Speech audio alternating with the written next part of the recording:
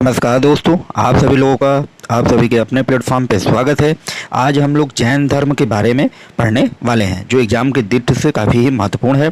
इसमें हम लोग टॉपिक को कवर करने वाले हैं सांसारिक जीवन इनका, आध्यात्मिक जीवन, प्रमुख जैन तीर्थकर जो है, प्रतीक चिन्ह, जैन समितियाँ, प्रमुख जैन मंदिर, सब कुछ इस वीडियो में हम लोग एक ही वीडियो में क्या करने वाले हैं, कवर करने वाले हैं, जो एग्जाम के दृष्टि से काफ़ी ही महत्वपूर्ण है। तो चलिए आइए लेट न करते हुए हम लोग शुरू करते हैं। जो लोग चैनल पर नए हो लाइक से सब्सक्राइब जरूर करें। तो हम लोग स्टार्ट करते हैं जैन धर्म। जैन धर्म में धार्मिक आंदोलन जैन धर्म क्या है? छठी शताब्दी ईसा पूर्व में जैन धर्म का वास्तविक प्रचार देखने को मिलता है। जैन परंपरा के अनुसार जैन धर्म में कितने तीर्थकर हुए? 24 तीर्थकर हुए। जैन धर्म में 24 तीर्थकर हुए। सबसे लास्ट तीर्थकर जो थे वो कौन था? महावीर थे। तीर्थकर का मतलब समझ लो क्या होता है। तीर्थकर का मतलब होता है वह व्यक्ति जिसने तप करके क्रोध, छल, इच्छा, अभिमान सब कुछ पर विजय प्राप्त कर ली हो, उसी को हम लोग तीर्थकर बोलते हैं। तो प्रथम तीर्थकर कौन थे? ऋषभदेव आदिनाथ। इनका जो प्रतीक चिन्ह था ऋषभ सांड था। और 23वें तीर्थकर जो थे पार्श्वनाथ, जिनका सपक सांप था।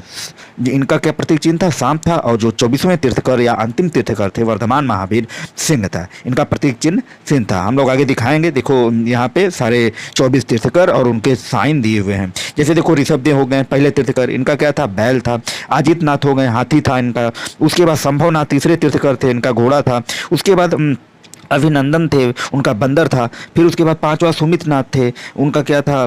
क्रौच पक्षी था। तो इस तरह हम जो है 24 तीर्थकरों का नाम, उनके साइन यहाँ पे लिख रखे हैं। इसमें जो सबसे इंपॉर्टेंट है वो पहले तीर्थकर कौन थे? ऋषभदेव, जिनका बैल। उसके बाद 23वें तीर्थकर पार्श्वनाथ, जिनका सर्प। और 24वें वर्धमान महावीर, जिनका क्या था? लायन, शेर। क्लियर?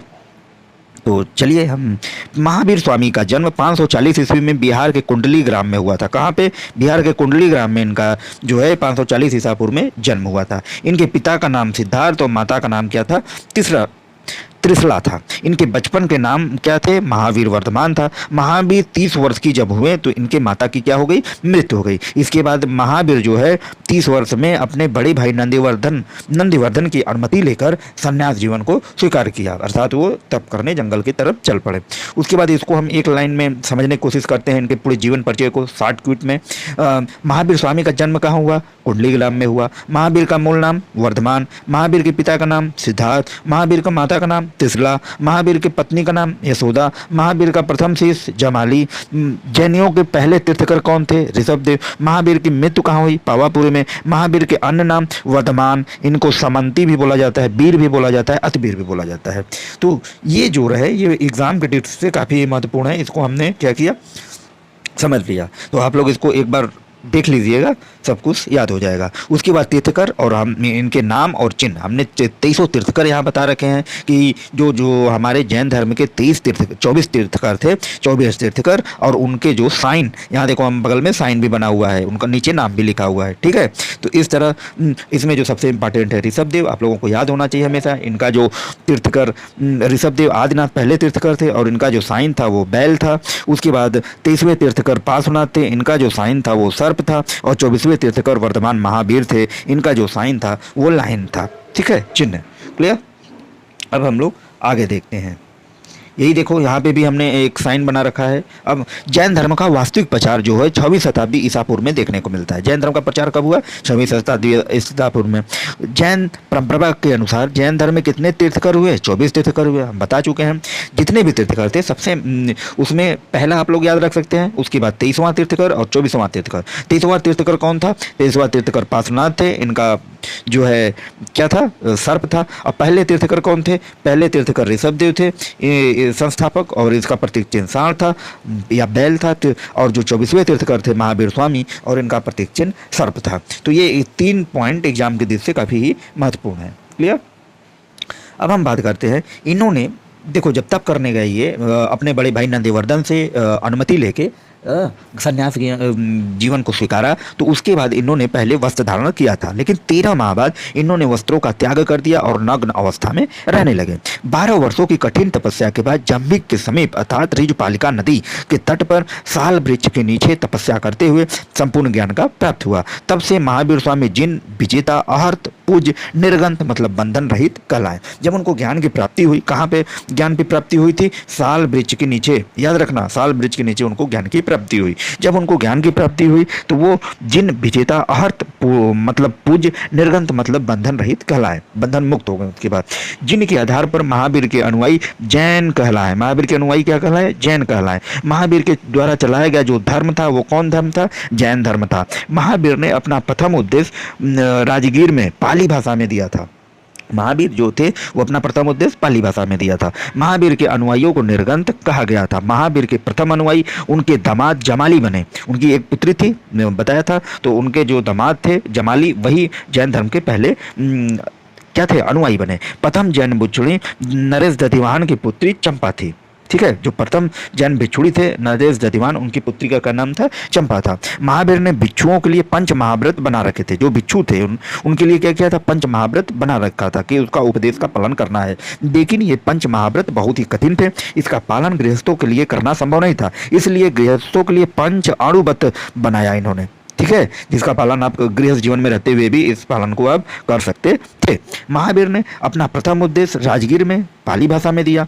महावीर के अनुयायियों को निर्गंत कहा गया। उनके प्रथम अनुयायी जमाली उनके दामाद जो थे वो बने, और उसके बाद महावीर ने भिक्षुओं को पंच महाव्रत करने का उपदेश दिया। देखो, पंच महाव्रत यही है: अहिंसा, हिंसा नहीं करना, अमृता, झूठ नहीं बोलना, औचर, चोरी नहीं करना, अपरिहा, संपत्ति अर्जित नहीं करना, ब्रह्मचर्य, गृहस्थ जीवन पालन करना। ठीक है, तो इन 5 जो ब्रह्मचर्य महाव्रत बने थे ये केवल भिक्षुओं के लिए पालन करना अनिवार्य था, उनके लिए ये था। लेकिन जो गृहस्थ के जीवन था, जो गृहस्थ जीवन जीते थे, उनके लिए संभव नहीं था, क्योंकि यह काफी कठिन था। इसलिए महावीरों ने गृहस्थों के लिए पंच अणुव्रत करने का उपदेश दिया। कल्पसूत्र जो था जैन धर्म का महत्वपूर्ण ग्रंथ था। कल्पसूत्र जो है जैन धर्म का महत्वपूर्ण ग्रंथ था, जिसकी भाषा क्या थी? संस्कृत थी। और इसकी रचना किसने की? भद्रभाव ने की। याद रखना, इंपॉर्टेंट है, बहुत ही इंपॉर्टेंट। कल्पसूत्र जो है जैन धर्म का महत्वपूर्ण ग्रंथ था, जिसकी भाषा क्या थी? संस्कृत थी। और इसकी रचना किसने की? भद्रभाव ने की थी। क्लियर? चंद्रगुप्त मौर्य हो गए, उदयन हो गए, चंदेल शासक हो गए, ये सब जो शासक थे ये जैन धर्म को मानने वाले शासक थे। चंद्रगुप्त मौर्य ने शासन कला में ही प्रथम जैन संगीत का आयोजन किया गया। इनके समय ही क्या किया गया? प्रथम जैन संगीत का आयोजन किया गया। कहाँ पे? पाटलिपुत्र, पटना में। और यही से जैन धर्म 2 संप्रदाय में विभाजित हुआ गया। पहला दिगंबर, श्वेतांबर। और ये विभाजित कब हुआ था? जैन धर्म की मृत्यु के बाद। दिगंबर अर्थात नग्न रहने वाले, श्वेतांबर मतलब श्वेत वस्त्र धारण करने वाले। चंदेल शासकों ने ही खजुराहो में प्रसिद्ध जैन मंदिर का निर्माण कराया। कहाँ पे? खजुराहो में प्रसिद्ध जैन मंदिर का निर्माण कराया। दिलवारा के जैन मंदिरों का निर्माण चालुक्य एवं सोलंकियों ने करवाया। 72 वर्ष की आयु में महावीर की मृत्यु 468 ईसा पूर्व में हो गई। जब 72 वर्ष की आयु हुई तो महावीर की मृत्यु 468 ईसा पूर्व में बिहार राज्य के पावापुरी में हो गई। बौद्ध धर्म का प्रचार प्रसार विदेशों में हुआ, जबकि जैन धर्म का प्रचार प्रसार क्या है? भारत तक ही सीमित रहा। आप लोग ये इंपॉर्टेंट पॉइंट रखिएगा कि अगर बौद्ध धर्म और जैन धर्म में पूछे कि क्या डिफरेंट है, तो आप बता सकते हैं कि बौद्ध धर्म का जो प्रचार प्रसार था वो विदेशों में हुआ, विदेशों तक हुआ था, जबकि जैन धर्म का भारत तक ही सीमित रहा। ठीक है, प्रसिद्ध जैन केंद्र जो था श्रवण बेलोगा दक्षिण भारत में स्थित है। ये भी इंपॉर्टेंट है। जैन धर्म में घोर तपस्या को शुभ माना जाता है, जबकि बौद्ध धर्म में तपस्या का विरोध किया जाता है।